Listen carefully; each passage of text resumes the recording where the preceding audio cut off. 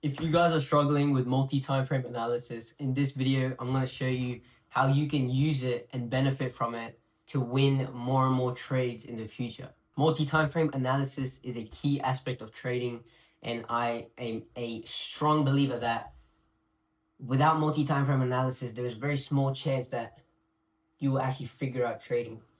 Multi-time frame analysis is like plays such a big role in trading.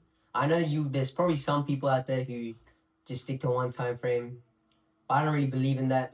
Majority of traders know multi-time frame analysis, and in my opinion, I think it's important that you do understand multi-time frame analysis. And for me personally, my trading completely changed once I understood this concept. Now, if you don't follow me on my Instagram, I'm going on a journey on getting a funded account and becoming a profitable trader. Recently, I've bought my evaluation and I've taken 2 trades on the evaluation and I've won both of them. And I think I'm up around 4-ish%, give or take, like 4 point something percent on the evaluation. And on both of the trades, I took advantage of multi-time frame analysis. So I'm going to be breaking those 2 trades down that I took on my evaluation using multi-time frame analysis. So hopefully you guys can learn something from this video and get a better understanding of how multi-time frame analysis works. So the first trade was this red one on GU. Now I know my charts are a bit messy, please bear with me. But going into this trade, I had seen that on the weekly time frame, which is where we're going to be starting, by the way. I should probably break that down. So this is how we go. We go from weekly down to daily, down to 4 hour. Oh shit, 4 hour, down to 1 hour.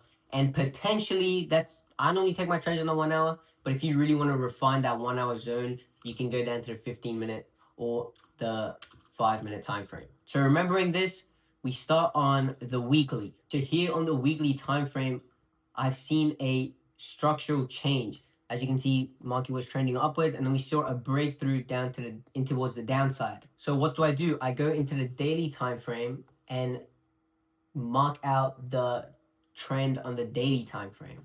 So if I go down to the daily time frame, what can we see? We can see that after this break on the weekly time frame, price on the daily time frame came up and swept this liquidity that was resting over here. After that, we saw this very small fractal change right over here. This price came up and then broke down. On top of that, it retraced exactly into the 618 fib, which makes me more confident that we are going to be reversing and continuing down into the downside. So once I've identified this, I then go down into the 4 hour time frame. Okay, let me remove this just so it's easier. Okay, so this line was the daily break. So now we've moved down into the 4 hour time frame. On the 4 hour time frame, what we want to do is we want to mark out the supply zone that caused that breakthrough on the daily time frame on the 4 hour time frame. So in this case, this was the daily break, and this is the last push up that caused this break in towards the downside. So that's where we draw our supply zone. Now, this is where we be patient and we wait for price to enter this supply zone. And as you can see, it just tapped into the supply zone right over here. Now, once it taps into the supply zone, that is when it's valid to look for changes of character on the 1 hour time frame. So on the 1 hour time frame, we saw this tap and we also saw a fractal break. So we can see that price is trending up. It goes into here and then breaks the fractal structure in towards the downside, and that is where we draw a new area of supply. So now we've gotten the 1 hour confirmation after it tapped into the 4 hour zone. Now here is where multi-time frame analysis is super important, because let's say we were on the 4 hour time frame. We saw that the market taps into this 4 hour time frame, and we go to enter our and we have a limit, sell limit over here, like this, okay? We don't know whether the market's going to continue down or keep going up. The market could have just came in and just ran straight through this like that. That's why we go down a time frame into a 1 hour time frame and look for that confirmation. In this case, it's just a simple change of character, which we have seen right over here. Bang, fractal change of character. And if that's a little bit confusing, because it does look a little bit confusing, but this candle never broke this candle's high, which means this is considered a retracement. So how I would interpret this is that price came up, this candle never broke this candle's high, which means it's a retracement. Then it goes up into this 4-hour area of supply. After it taps into this 4-hour area of supply, it then pushes down and breaks the low again. So then that's where I drew my new area of supply, just like this. And I took my entry off that supply zone and I targeted a 1-to-2 risk to reward ratio. Or you could have targeted these lows right over here, this liquidity low right over here. But yeah, that was the first trade that I took on GU. The next trade I took was on Euro USD. So on Euro USD, we had the same concept. We start on the weekly time frame. Boom, right here. Weekly, then we go down to daily, then 4 hour, then 1 hour, and then if optional, 15/5 minute, which I'll break down in this example as well, because in the GU one, I didn't really go into the 15 or the 5 minute time frame. So on the weekly time frame, price was trending up, and then we saw this break below the previous low. So we go into the daily time frame to look at price order flow. So once this breakthrough happens, we see on the daily time frame that price came up into this daily area of supply. We can see by this imbalance candle right over here.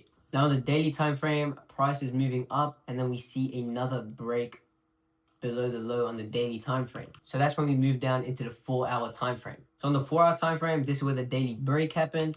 And then news came out and Powell was talking, the chair fed Donny, and that caused this crazy push into the upside. This push ended up grabbing liquidity, and most of the time, once Powell talks and there's like a insane push in towards the upside or the downside, the market always corrects itself. So I was very confident taking shorts. So here's where people get really confused.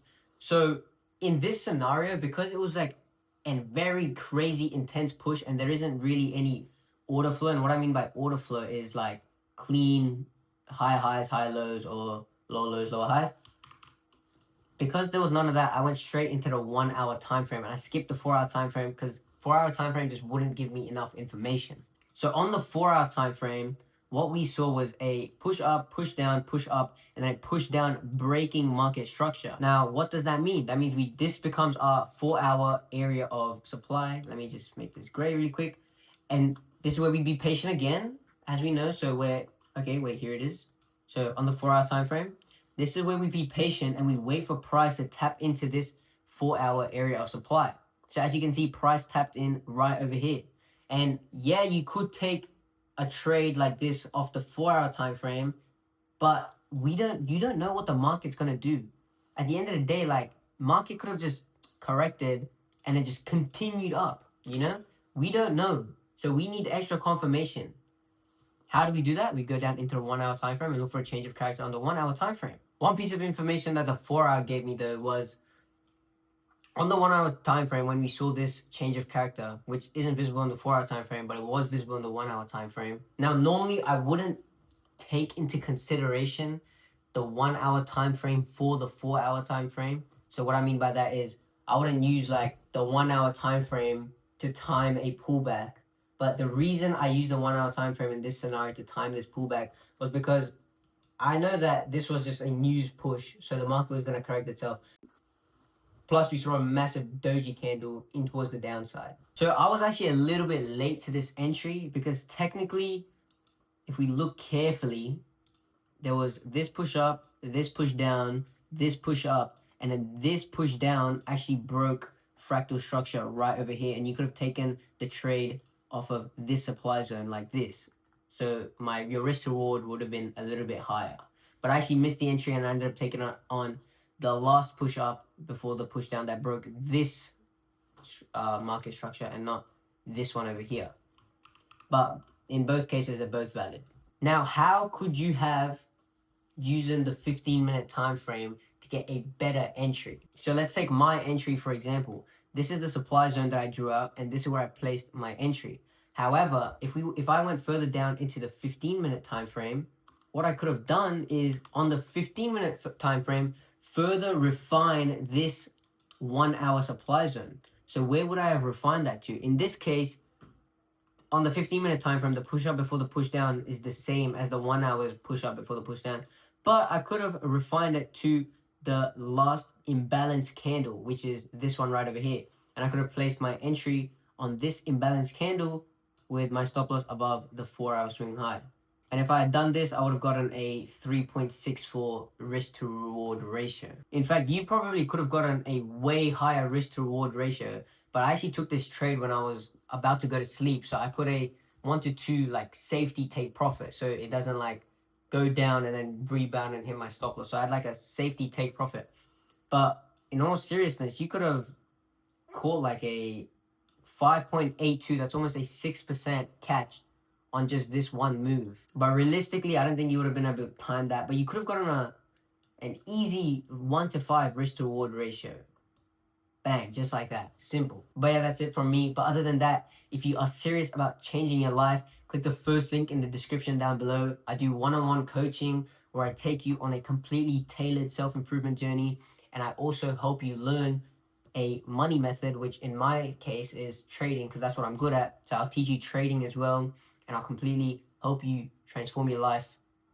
If that sounds interesting, first link in the description down below. We can hop on a call, discuss everything, pricing, blah, blah, blah, etc., etc. But yeah, that's basically it. If you guys have any questions, you can always let me know. I have a Discord. You can text me on the Discord, text me on my Instagram, whatever, etc., etc. But I hope you guys learned something from this video and you guys are starting to understand multi-time frame analysis a little bit better and how it can help you in your trading and how absolutely overpowered multi-time frame analysis is once you understand it. But yeah, that's it from me, and I'll see you guys in the next one.